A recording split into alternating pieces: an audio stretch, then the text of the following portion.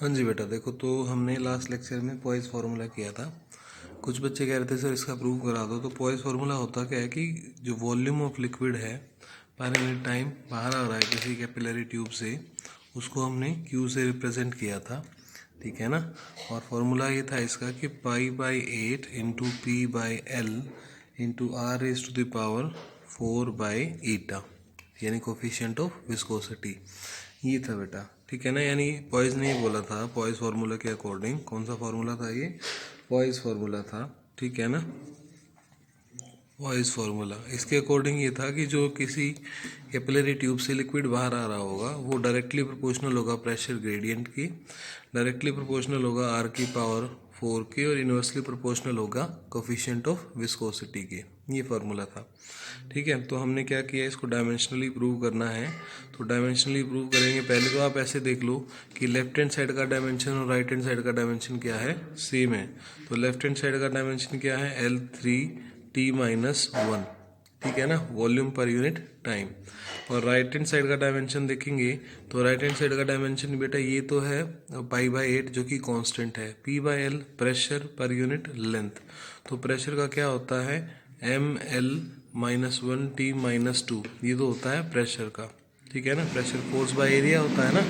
तो ml-1T-2, r की power 4 है तो l की पावर 4 हो जाएगी। नीचे क्या लिखेंगे, l, और ईटा क्या होता है, ml-1T-1, ठीक है। तो इस m से ही m कैंसिल हो गया आपका, और l-1 से l-1 कैंसिल हो गया। यहाँ पर l की पावर एक कम हो गई, ठीक है, और ये t की पावर यहाँ पर एक कम हो गई, T-1। तो डायमेंशन जो है हमारा सेम आ गया, L3T-1। यहाँ से L3 बचा और यहाँ से T-1 बचा, ठीक है। अगर इसको वैसे प्रूव करना हो, फॉर्मूले को प्रूव करना हो तो वैसे वो भी किया जा सकता है। उसके लिए क्या करेंगे, देखो हम ये मान लेते हैं कि Q directly proportional to eta raise to the power A है, Q directly proportional to p/l raise to the power B है, Q directly proportional r raise to the power C है, ठीक है ना। और Q is equal to K मैंने लिख दिया यहाँ पे कांस्टेंट ऑफ प्रोपोर्शनलिटी, और यहाँ पे लिखा eta raise to the power A, p/l raise to the power B और r raise to the power C, ठीक है। अच्छा, तो बस अब यहाँ पे इसको लेफ्ट हैंड साइड का डायमेंशन क्या होगा, L3T-1 और m की पावर 0। कोफिशिएंट्स को कंपेयर कर लो। बस आप कोफिशिएंट्स को कंपेयर कैसे करेंगे, यहाँ पर ईटा का डायमेंशन क्या होगा, ml-1T-1 raise to the power A। Pressure पर यूनिट लेंथ का क्या होगा, प्रेशर का होता है ml-1T-2/l, तो ये क्या हो जाएगा, ml-2 हो जाएगा, ठीक है ना। यहाँ पर लिख देता हूँ ml-2T-2, क्योंकि वो T नीचे था ऊपर आएगा तो -1 होगा, ठीक है, raise to the power B। और R क्या है, L raise to the power C, ठीक है। आप कोफिशिएंट कंपेयर कर लो तो m का कोफिशिएंट तो 0 है, यहाँ पर क्या है A, यहाँ पर क्या है B। तो पहला क्या बना, A + B = 0, ठीक है। अब L को कंपेयर करेंगे तो यहाँ L की वैल्यू क्या है 3, यहाँ कितनी है -A -2B + C, -A -2B + C। इसी तरह से थर्ड T को कंपेयर करेंगे तो T की वैल्यू कितनी है -1, यहाँ कितनी है -A, यहाँ कितनी है -2B। तो माइनस माइनस कैंसिल कर सकते हो आप, ये क्या बन जाएगा यहाँ पर A + 2B = 1, ठीक है। और ये क्या है, A + B = 0। तो यहाँ से अगर सब्ट्रैक्ट करेंगे इसको तो A तो कैंसिल हो जाएगा, यहाँ बचेगा B = 1। B की वैल्यू आ गई तो A की वैल्यू भी आ जाएगी, क्या होगी -1, ठीक है। अब A और B की वैल्यू आ गई तो यहाँ पे पुट कर दो, A की वैल्यू -1 है, यहाँ पुट करेंगे तो माइनस इंटू -1 -2B, B की वैल्यू कितनी है 1 है, C की वैल्यू प्लस C तो निकालना है = 3। तो ये कितना बन गया आपका, ये बन गया 1, ये बन गया -2, ये C और ये = 3। तो क्या आएगा आपका, यहाँ पर -1 बचेगा और C उधर, ये C की वैल्यू क्या हो जाएगी आपके पास 4 हो जाएगी, ठीक है। बस वैल्यू पुट कर दो, A की वैल्यू कितनी आई थी -1 आई थी, तो यहाँ -1। बी की वैल्यू कितनी आई थी 1, तो यहाँ 1 पुट कर दो। सी की वैल्यू कितनी आई 4, तो यहाँ पर 4 पुट कर दो। इसका मतलब क्या है, वही फॉर्मूला बन गया। देखो हमारा ईटा डिनोमिनेटर में था, p/l की पावर 1 है और r की पावर 4 है, और k की वैल्यू क्या है, यहाँ पर k की वैल्यू है π/8। ठीक है, तो इस तरह से इसको कर सकते हैं, एक बार देख लो पूरे को। ठीक है, अच्छा इसके बाद नेक्स्ट करते हैं। 1 मिनट होल्ड करो, मैं इसको नीचे रख देता हूँ। ठीक है ना, नेक्स्ट जो था हमारा, नेक्स्ट जो है टॉपिक वो है हमारा स्टोक्स लॉ। ठीक है, ये लो जी। ठीक है ना, हो गया इरेज। तो नेक्स्ट टॉपिक है हमारा स्टोक्स लॉ। ठीक है ना, स्टोक्स लॉ ये कहता है कि कोई भी ऑब्जेक्ट है या कोई स्फेरिकल बॉडी है जो लिक्विड में फ्लो कर रही है, ठीक है ना, और उस स्फेरिकल बॉडी का रेडियस कितना है, r है। ठीक है ना, तो उस स्फेरिकल, जैसे ये कोई कंटेनर है और इसमें वो लिक्विड को, वो बॉडी जो है स्फेरिकल बॉडी डाउनवर्ड नीचे की तरफ आ रही है। ठीक है ना, क्या हुआ कि इस कंटेनर के अंदर वो स्फेरिकल शेप वाली बॉडी जिसका रेडियस r है वो नीचे की तरफ आ रही है। तो नीचे की तरफ आएगी तो लिक्विड की विस्कोसिटी की वजह से उसको एक विस्कस ड्रैग मिलेगा, और जो विस्कस ड्रैग फोर्स होगा वो कितना होगा, 6π/r�v। ठीक है ना, अगर वो ज़्यादा वेलोसिटी से आएगी तो विस्कस ड्रैग ज़्यादा होगा, कम वेलोसिटी से आएगी तो विस्कस ड्रैग कम होगा। ठीक है ना, ये वेलोसिटी उस बॉडी की वेलोसिटी है, r उसका रेडियस है, ईटा कोफिशिएंट ऑफ विस्कोसिटी है। ठीक है ना, तो इसको भी आप वैसे ही बना सकते हो। चेक कर लो पहले तो डायमेंशन इसका mL/t-2। ठीक है ना, ये तो डायमेंशन फोर्स का हो गया। इधर डायमेंशन देखे तो 6π तो कांस्टेंट है। ईटा का डायमेंशन क्या होता है, mL-1 t-1, r के लिए l और वेलोसिटी के लिए lt-1। देख लो, इसको सॉल्व कर लो। ये l से एक l तो कैंसिल हो गया। ठीक है, और कितना, ये m बच गया आपका, l बच गया, t की पावर -2 हो गया। तो डायमेंशन तो हो गया हमारा सेट यहाँ पे। ठीक हो गया भाई। ठीक है, अच्छा उसके बाद अगर इसको प्रूव करना हो तो फिर से वही कि f is directly proportional to eta raise to the power a, f is directly proportional to r raise to the power b, f is directly proportional to v raise to the power c। उसके बाद यहाँ पर क्या डालेंगे, k constant of proportionality, eta a r b और v c। Formula put कर देते हैं लेफ्ट हैंड साइड में भी और राइट हैंड साइड में भी। लेफ्ट हैंड साइड का फॉर्मूला क्या है, mL/t-2, और राइट हैंड साइड में ये तो कांस्टेंट है, तो ईटा का dimension mL-1 t-2 raise to the power a, r यानी l raise to the power b, v यानी कि lt-1 raise to the power c। Coefficients को कंपेयर कर लेते हैं आप। अब यहाँ पर कोफिशिएंट सिर्फ क्या है, a की वैल्यू 1 आएगी, m का कोफिशिएंट कंपेयर करेंगे तो। ठीक है, l का कोफिशिएंट कंपेयर करेंगे तो देखो यहाँ पर -a+b plus C, -a+b+c is equal to 1, -a+b+c is equal to 1। अब t का कोफिशिएंट कंपेयर करेंगे तो यहाँ तो -2 आ गया, यहाँ पर कितना है -2a, और यहाँ पर कितना है -c। ठीक है, तो फिर से इसको सॉल्व कर लो। 2a+c is equal to 2, minus मैंने सॉल्व कर लिया। ठीक है, और a की वैल्यू कितनी आ चुकी है, 1 आ चुकी है। यहाँ 1 पुट करेंगे तो ये हो जाएगा 2+c इज इक्वल टू 2।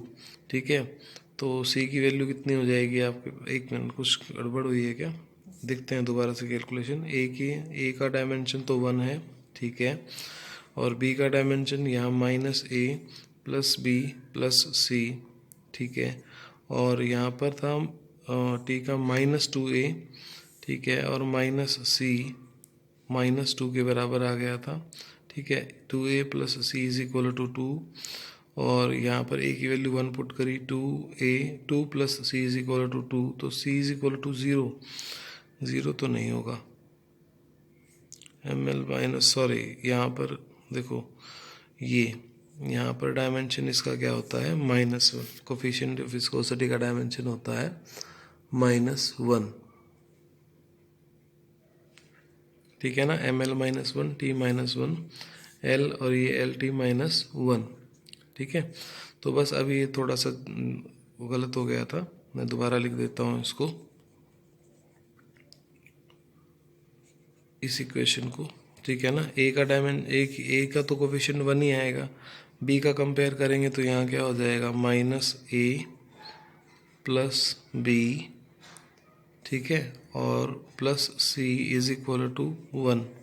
यहाँ 1 है, यहाँ -a, यहाँ प्लस बी और ये प्लस सी। अब इसी तरह से सी का कोफिशिएंट कंपेयर करेंगे तो ये हो जाएगा -2a, सॉरी -2 आएगा लेफ्ट हैंड साइड में।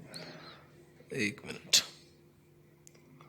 लेफ्ट हैंड साइड में आएगा आपका -2 और यहाँ होगा -a होगा, ठीक है, और यहाँ होगा -c। तो a plus C is equal to 2 हो जाएगा। a की वैल्यू 1 पुट कर देंगे तो 1 plus C is equal to 2। तो यहाँ से c की वैल्यू क्या आ जाएगी हमारे पास, c की वैल्यू आ जाएगी, ये देखो 1, c की वैल्यू आ जाएगी 1, a की वैल्यू 1 आ चुकी है। तो यहाँ पर पुट कर देते हैं इस इक्वेशन में यहाँ पर मैंने -1 लिख दिया, a की वैल्यू 1 पुट करी, b की वैल्यू हमें निकालनी थी, c की वैल्यू 1 है तो 1 पुट कर दी, ठीक है, और यहाँ इज इक्वल टू 1 है तो ये -1 से 1 कैंसिल हो गया और b की वैल्यू कितनी आ गई, 1 आ गई, ठीक है। तो इस तरह से देखो a का डायमेंशन 1, b का डायमेंशन 1 और c का डायमेंशन 1, ठीक है। तो हमारा फॉर्मूला ये प्रूव हो गया भाई, f इज इक्वल टू क्या है, 6 पाई ईटा आर वी। देखो सबकी पावर 1 ही है, ठीक है ना। तो इस तरह से इसको करेंगे। यहाँ पहले गलती से मैंने -2 लिख दिया था। कोफिशिएंट ऑफ विस्कोसिटी का डायमेंशन होता है ml -1 t -1, ठीक है। अच्छा, इसके बाद एक मिनट में इसको इरेज कर लेता हूँ। इसके बाद नेक्स्ट जो हमने करना है वो है टर्मिनल वेलोसिटी। वो है हमारी टर्मिनल वेलोसिटी। क्या होती है टर्मिनल वेलोसिटी? देखो कोई भी ऑब्जेक्ट जब हम जैसे मैं अभी बोल रहा था कि कंटेनर के अंदर हमने पानी लिया और उसके अंदर ये स्फेरिकल बॉडी नीचे की तरफ आ रही थी, तो जब ये स्फेरिकल बॉडी नीचे की तरफ आ रही थी तो उसके ऊपर एक विस्कस ड्रैग लग रहा था ऊपर की तरफ। और अभी हमने आर्किमिडीज पढ़ा था, वहाँ पर क्या पढ़ा था कि एक अपथ्रस्ट भी ऊपर की तरफ लगेगा और इसका वेट कहाँ लगेगा, नीचे की तरफ। और मैंने ये अभी बताया था स्टोक्स लॉ में कि F is equal to 6 pi eta R V होता है, यानी जो विस्कस ड्रैग है वो बढ़ जाता है जब वेलोसिटी बढ़ जाती है तो, ठीक है ना।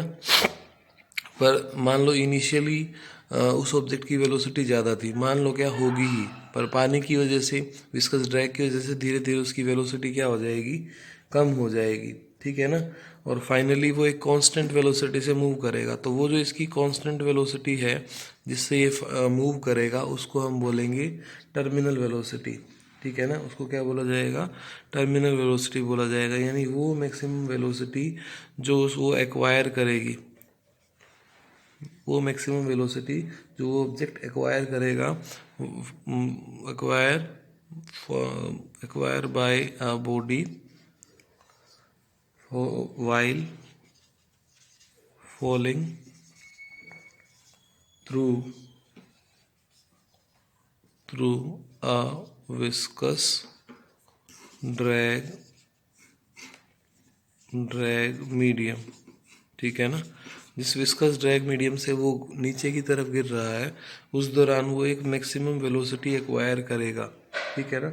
उसको हम क्या बोलेंगे, टर्मिनल वेलोसिटी बोलेंगे, ठीक है ना। उसको क्या बोला जाएगा, टर्मिनल वेलोसिटी बोला जाएगा। मैं किसी बुक की हेल्प ले लेता हूँ, ये हिलेगा नहीं बोर्ड। फिर एक मिनट रुको, आई थिंक अब ठीक है, अब ठीक है, अब ये हिलेगा नहीं है, ये अच्छे से हो जाएगा। हाँ अब देखो अब ठीक हो गया, ठीक है। तो इस सिचुएशन को देखो कैसे बनाएंगे।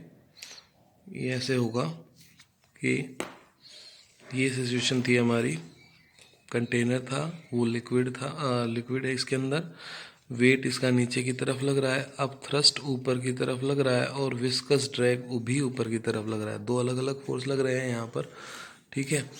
तो ठीक है जी, अब ठीक है, फ्री भी FBD बना दिया इसका।